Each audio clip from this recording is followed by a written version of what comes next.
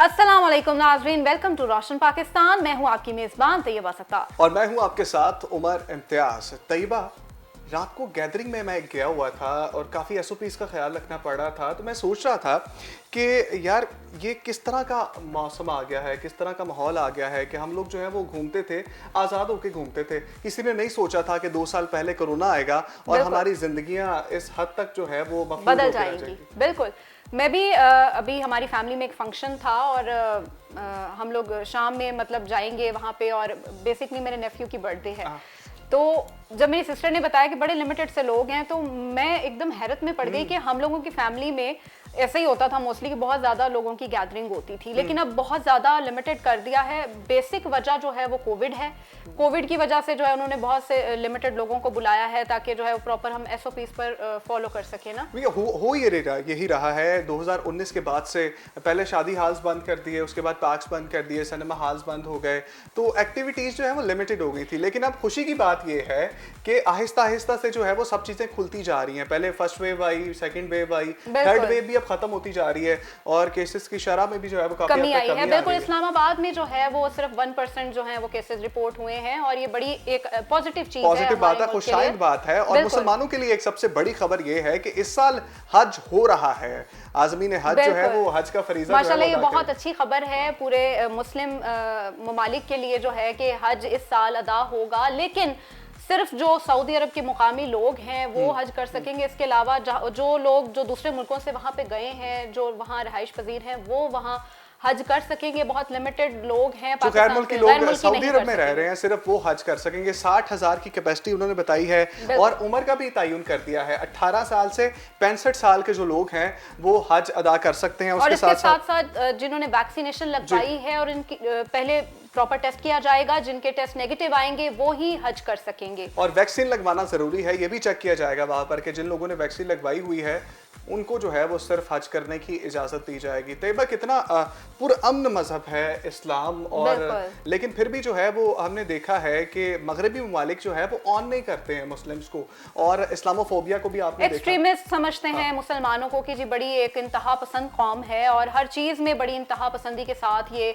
रद्द-ए-अमल इनका आता है। लेकिन हकीकत इससे बिल्कुल मुख्तलिफ है। हालांकि देखना चाहिए कि हर साल मुसलमान जो है वो हज अदा करते हैं, हज का फरीजा अदा करते हैं। लाखों की तादाद में वहाँ पर मुसलमान होते हैं। कितना एक पुरअमन फिजा होती है उस वक्त वहाँ पर। लोग जो कोई डिफरेंस नहीं होता किसी भी किस्म का, हर क्लास के लोग होते हैं, हर एक मतलब मुख्तलिफ ममालिक के लोग होते हैं, हर रंगो नस्ल के लोग होते हैं, लेकिन वो एक साथ जो है वो हज का फरीजा सर अंजाम देते हैं। और ये कितनी पॉजिटिव बात है। लेकिन दुनिया को ये सब देख के भी मैसेज नहीं मिलता है कि ये मजहब कितना पुरअमन है। तो कितना अफसोस होता है जब लोग हमें एक्सट्रीमिस्ट कहते हैं। अच्छा, आपको पता है कि 9/11 के बाद जो है वो इसको ज़्यादा फौकियत मिली है इस्लामोफोबिया को, और उसके बाद से जो है वो मुसलमानों को स्टेबल होने ही नहीं दिया जा रहा।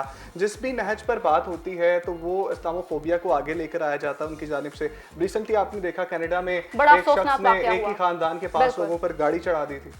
बिल्कुल, ये बड़ा अफसोसनाक वाकया है कि सिर्फ मजहब की बुनियाद पर जो है उन लोगों को टारगेट किया गया और पूरी फैमिली को कुचल दिया गया। पुलिस ने जब तफ्तीश की है उन्होंने ये भी बताया कि प्लान किस्म का ये एक मर्डर था, और प्लान करके उस शख्स ने जो है वो यंग था, कोई इतना बूढ़ा भी नहीं था, बिल्कुल, वो फिजियोथेरेपिस्ट थे और उनकी फैमिली थी। सिर्फ एक जो है सरवाइव किया है बच्चे ने उनकी फैमिली में। अब उसकी कैसी लाइफ होगी ये तो हम सोच नहीं सकते कि कितनी मुश्किल और कितनी अजियतनाक जिंदगी होगी एक फैमिली, आपके जो सारे फैमिली मेंबर्स होते हैं उनके साथ इस तरह का इंसिडेंट हो जाए उमर। और हम लोग जब ये देखते हैं अपनी एक भी फैमिली मेंबर के लिए हम ऐसा नहीं सोच सकते, और उस बच्चे की पूरी फैमिली खत्म हो गई। कितना अफसोस सिर्फ मजहब की बुनियाद पर। तो ये पूरी दुनिया को समझना चाहिए। वो लोग जो असल में तो एक्सट्रीमिस्ट वो है जिसने ये किया, जिसने इस तरह का अमल किया। एक्सट्रीमिज्म तो उसने दिखाई है। मुसलमान कौम जो है वो बिल्कुल भी एक्सट्रीमिस्ट नहीं है और बड़ा ही मजहब मोहब्बत वाला ये मजहब है, बड़ा ही अमन वाला ये मजहब है। मगरबी ममालिक को समझना चाहिए है कि हम पुरअमन लोग हैं और अमन पसंद लोग हैं। अल्लामा शफात रसूल साहब ने हमें ज्वाइन किया है, उनसे जान लेते हैं। अल्लामा साहब, आपको प्रोग्राम में वेलकम करेंगे। जी मेहरबानी। अल्लामा साहब, सबसे पहले तो ढेरों मुबारकबाद आपको कि हज की इजाज़त मिल गई है, और जो मुकामी लोग हैं सऊदी अरब के 60,000 की कैपेसिटी है, वो लोग हज का फरीजा सर अंजाम दे रहे हैं। अच्छा, अल्लामा साहब सबको ये सआदत नसीब करें। आमीन। आमीन आमीन। अल्लामा साहब मुझे ये बताइएगा कि आपने देखा है कि कोरोना वायरस की वजह से जो है वो जो गैदरिंग्स हैं वो लिमिटेड हो गई हैं। पिछले साल भी बहुत कम लोगों को हज की इजाज़त मिली थी और इस साल जो है वो तकरीबन 60,000 लोगों को हज करने की इजाज़त दी है, वो भी लिमिटेड सोर्सेज के साथ, SOPs पर अमल दरामद करने के साथ साथ। आप क्या समझते हैं कि कब तक ये सिलसिला जो है वो चलेगा और इसको किस तरह से, जिस तरह हो रहा है लिमिटेड लोगों के साथ, इस तरह होना चाहिए या दूसरे ममालिक से लोगों को भी वहाँ पर जाने की इजाज़त होनी चाहिए? बिस्मिल्लाहिर्रहमानिर्रहीम। मज़हब इस्लाम में सबसे ज़्यादा अहमियत इंसान की ज़िंदगी को, उसकी जान को और उसके जान के तहफ़्फ़ुज़ को है। जी। हदीस और फ़िक़्ह की रोशनी में एक मसला मैं आपको ज़रा बताना चाहता हूँ ताकि आप इसके जब जवाब को सुने तो आपको समझ आए कि फ़िक़्ह की किताबों में है कि आप अगर नमाज पढ़ रहे हैं और सामने से अगर कोई सांप या मूज़ी चीज़ आ जाती है जो आपके लिए ख़तरे का बायस बन सकती है, तो आपको हुक्म है कि आप अपनी नमाज तोड़कर पहले उस मूज़ी जानवर को ख़त्म करें। सही।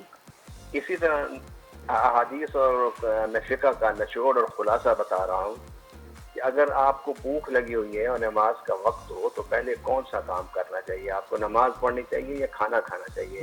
तो तमाम फुक़हा उम्मत इस बात पर मुत्तफ़िक़ हैं कि पहले उसे खाना खाना चाहिए, उसके बाद वो फिर नमाज पढ़े। अब इन अहादीस को और फुक़हा की आरा को अगर आप सामने रखें तो उसकी रोशनी में दीन इस्लाम में सबसे ज़्यादा जो अहमियत है वो इंसानी जान को है। और आप अगर इस्लाम की जंगी हिकमत अमली को देखें तो उसमें अगर वो मैदान जंग में है तो उसको इजाज़त है कि वो घोड़े पर बैठ के नमाज पढ़ ले और चलते हुए घोड़े पर नमाज पढ़ ले, क्योंकि उसकी जान की हिफाजत बहुत ज़रूरी है। अब आप इन 2-3 मिसालों को सामने रख के इसके जवाब पर हम गुफ्तगू कर लेते हैं। कोरोना वायरस एक मोहलिक बीमारी है। कोरोना वायरस ने लाखों लोगों की ज़िंदगी को पूरी दुनिया में ख़त्म किया है। अब तो ये बात रही नहीं कि सोचा जाए कि ये बीमारी है भी सही या नहीं, मुतादी बीमारी है या नहीं, ये वायरस है या नहीं। अब गुज़श्ता 2 सालों में हम इस हकीकत को समझ चुके हैं कि ये एक बीमारी है और बड़ी मोहलिक बीमारी है। बिल्कुल सही। लिहाजा इसके पेश नज़र अगर एहतियाती तदाबीर की जाएँ तो ये एहतियाती तदाबीर का करना ये फ़र्ज के दर्जे में आता है। फ़र्ज का माना ज़रूरी के दर्जे में आता है, इसको आप वाजिब कह लें।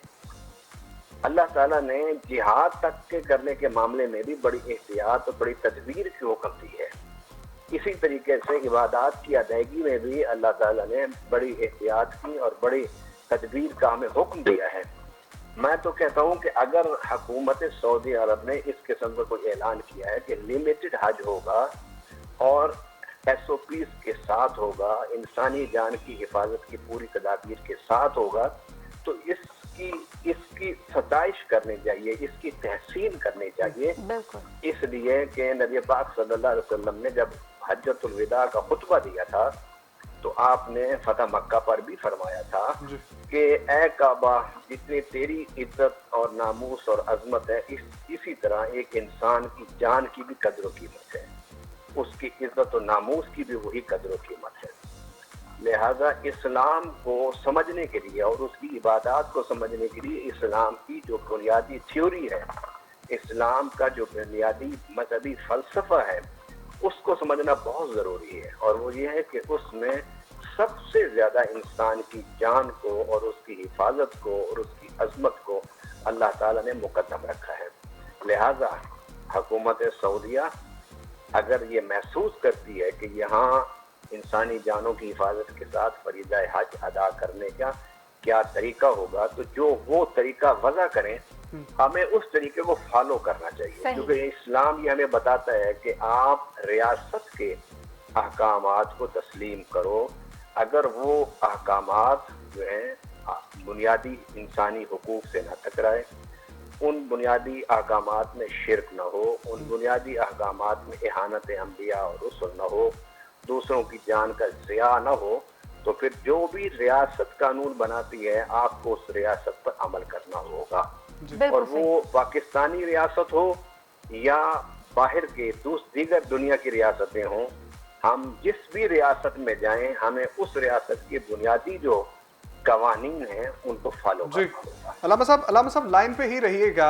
हम लोग जो है वो तैयबा इससे पहले जो है वो डिस्कस ये कर रहे थे इस्लामोफोबिया के बारे में, और जिस तरह आपने देखा कनाडा के हवाले से भी हमने बात की, उसके बाद न्यूजीलैंड में आपने देखा मस्जिद पे जो है वो हमला किया गया था। जैसे अलामा साहब फरमा रहे थे कि इस्लाम वो मजहब है जो इंसानियत की बात करता है, लेकिन जब हम देखते हैं कनाडा में जो बड़ा अफसोसनाक वाकया हुआ अलामा साहब, कि एक फैमिली को मजहबी तासुब की वजह से कत्ल कर दिया गया, तो ये कितनी अफसोसनाक चीज़ है। मगरबी ममालिक क्यों मुसलमानों को जो है वो अब तक एक पुरअमन कौम की हैसियत से कबूल नहीं करते हैं? क्यों हम लोगों को या जो पूरी दुनिया के मुसलमान हैं उनको इंतहा पसंद समझा जाता है? क्या वजह है? आपने बड़ा अच्छा मौजू छेड़ा, और मैं समझता हूँ कि आपके टीवी चैनल्स को इंट्रा और इंटरफेथ जो उमूर हैं उन पर भरपूर तवज्जो देनी चाहिए, जो कि हमारे मुल्क के जो इलेक्ट्रॉनिक मीडिया है इन चीज़ों को ज़्यादा अहमियत नहीं देता। आज इस मिसाइल के दौर में, एटम के दौर में, अगर हम मजहबी लड़ाई को बढ़ाएंगे तो दुनिया पूरी का अमन जो है वो ताहुबाला होगा। उसकी वजह ये है कि दुनिया पहले बहुत बड़ी थी और अब दुनिया सिमट के बहुत छोटी हो गई है। पहले दुनिया बहुत बड़ी थी, फिर ग्लोबल विलेज का तस्वुर आया, और आज दुनिया को ग्लोबल हट कहते हैं। तो ग्लोबल हट में इंसान एक दूसरे की बात भी सुनता है, एक दूसरे को देखता भी है, और अगर कोई किसी एक कोने में, खैमे के किसी एक कोने में बैठ के आग लगाएगा तो पूरा खैमा जल जाएगा। लिहाजा इस मजहबी तशद्दुद को और मजहबी सख्ती को खत्म करने की बड़ी जरूरत है। मैं हैरान हूँ, मैं बहुत कोशिश करता हूँ कि मैं हकायक की बुनियाद पर गुफ्तगू करूँ। इस्लामोफोबिया का मतलब ये है कि आप ये बता रहे हैं दुनिया को इस्लाम एक ऐसा नजरिया है जिससे इंसानियत को वहशत आती है, इंसानियत इससे डरती है, इंसानियत इससे खौफ ज़दा होती है। मैं पूछता हूँ गुज़श्ता 50 साल में कितने लोग कत्ल हुए और उनमें कितने मुसलमान थे और कितने दूसरे मज़ाहिब के पैरोकार थे। मेरे एक तारीखी तजज़िये के मुताबिक गुज़श्ता 50 साल में 35 से 40 लाख मुसलमान पाकिस्तान में, अफगानिस्तान में, शाम में, लबनान में, ईरान में, सीरिया में, लीबिया में, मराकश में, ट्यूनिस में कत्ल हुआ। ये 35 से 40 लाख जो लोग थे ये मुसलमान थे। और हैरत की बात है कि मुसलमान तो मकतूल है, कातिल नहीं है। फिर उसके नजरिए के हवाले से खौफ फैलाना, उसके नजरिए के बारे में कहना कि इनकी सोच में दूसरों को कत्ल करने की तलकीन है, ये सरासर एक ऐसा प्रोपेगेंडा है कि जिस प्रोपेगेंडे को अगर आप बढ़ाएंगे तो उसके दो नुकसान हैं। पहला नुकसान ये है कि दीगर मज़ाहिब के पैरोकार जो है उनके दिलों में मुसलमानों की नफरत पैदा होगी, और वो जो नफरत है वो फिर जब प्रैक्टिकली सामने आएगी तो वो ऐसे वाकयात होंगे जिस तरह कनाडा में हुआ कि एक इंतहा पसंद ने मुसलमान फैमिली पर ट्रक चढ़ा दिया। इस किस्म के वाकयात होंगे कि मजहब वाले आपस में लड़ेंगे, मुसलमानों को इसलिए मारा जाएगा कि ये इनका मजहब जो है तशद्दुद सिखाता है, तो फिर रद्द अमल में मुसलमान भी कुछ करेंगे तो इस दुनिया का अमन ताहुबाला होगा। अलामा साहब सवाल ले लीजिए। जिस तरह से आपने भी जिक्र किया कनाडा में और फिर न्यूजीलैंड में इस तरह के वाकयात हुए हैं। अब जो पैरामीटर्स है ना दुनिया के, वो अलग हैं मुसलमान के हवाले से।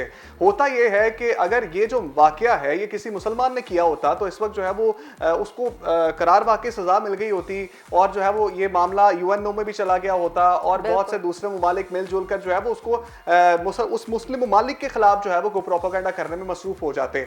अब ये वाकया कनाडा में हुआ है, एक जो है वो अंग्रेज मुल्क में हुआ है और यूरोपियन मुल्क में हुआ है, तो अब जो है वो मामला दब जाता है, मुकामी अदालत उसको सजा देगी। न्यूजीलैंड में इस तरह से वाकया हुआ था और ये चीजें चलती आती हैं। अगर तो ये मुसलमानों से रिलेट किया जाए मामला तो बहुत ज्यादा हाइप क्रिएट कर जाते हैं। उनको ये नजर नहीं आता कि जो शाम में हो रहा है, लिबिया में हो रहा है, फलस्तीन में हो रहा है, कश्मीर में हो रहा है, काफी अरसे से जो है मुसलमानों का कत्लेआम हो रहा है, जैसा कि आपने भी बोला है। इस पर आलमी मीडिया या इस पर जो है वो आलमी हुकूमतें, आलमी कवानीन क्यों खामोश हैं? मैं इस सिलसिले में आपको एक अल्लामा इकबाल की शेर का एक मिसरा सुनाना चाहता हूँ। इकबाल कहते हैं कि है जुर्म ज़ईफ़ी की सज़ा मर्ग मफाजा। कमजोर आदमी जो होता है उसके कोई हुकूक नहीं होते, हुकूक होते ताकतवर लोगों के। आपने खुद ही मिसाल सामने रख दी कि फ़लस्तीन में मारे गए तो कोई सुनवाई नहीं हुई, कश्मीर में मारे जा रहे हैं तो कोई सुनवाई नहीं हो रही, अब कनाडा में हुआ तो कोई सुनवाई नहीं, न्यूजीलैंड में हुआ तो कोई सुनवाई नहीं है, इंडिया में कत्ल होते हैं तो कोई सुनवाई नहीं है।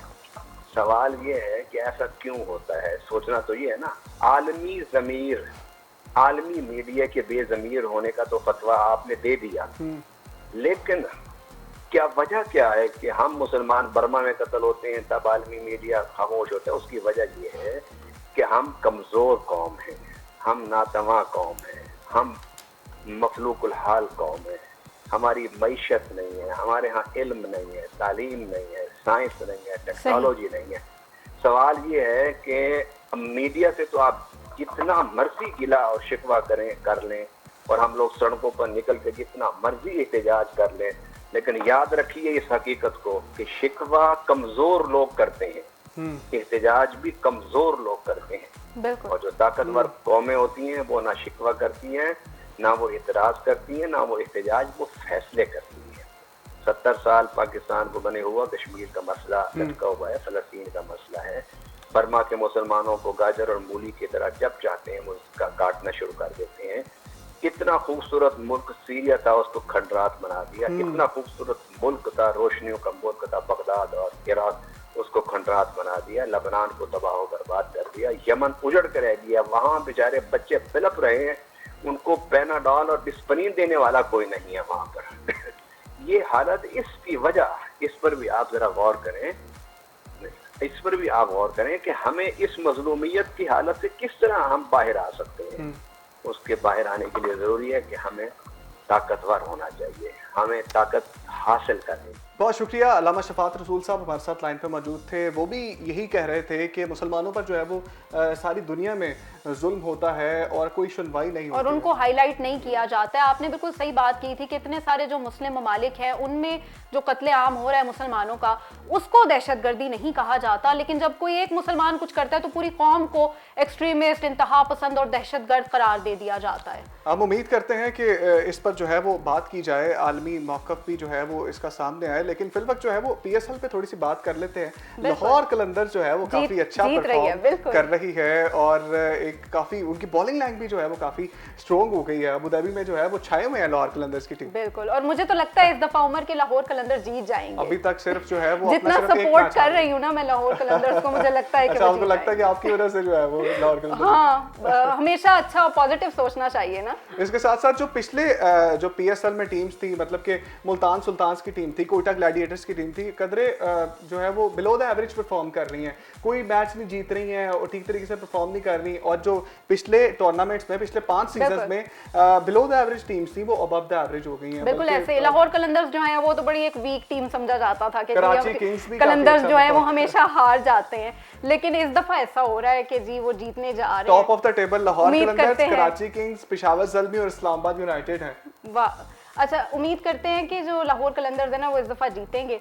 और हम चूंकि, आप वैसे किस टीम को सपोर्ट कर रहे हैं? मैं तो जी जो जीत रही है उसको ही सपोर्ट करता हूं। वैसे मैंने पहले भी कहा था सारी टीमें मेरी अपनी है, तो जिस दिन जिसका मैच होता है उसमें से जो टीम अच्छी परफॉर्म कर रही होती है मैं उसके साथ हो जाता हूं। लेकिन मेरी टीम जो है कोई एक डायरेक्शन रखनी चाहिए वैसे लाइफ में उमर, सबको चूंकि सब टीमें मेरी अपनी है और चूंकि मैं लाहौर में रहता हूं तो इसलिए जो है मैं लाहौर कलंदर को ज्यादा सपोर्ट करता हूं। सही, बिल्कुल। इसी के साथ जो है वो प्रोग्राम का वक्त जो है वो खत्म हो रहा है। बिल्कुल ऐसे ही है। इजाजत लेंगे इंशाल्लाह, फिर हाजिर होंगे। तब तक के लिए इजाजत दीजिए अपनी मेजबान तैयबा को और उमर को। इंशाल्लाह फिर से हाजिर होंगे। अल्लाह हाफिज। अल्लाह।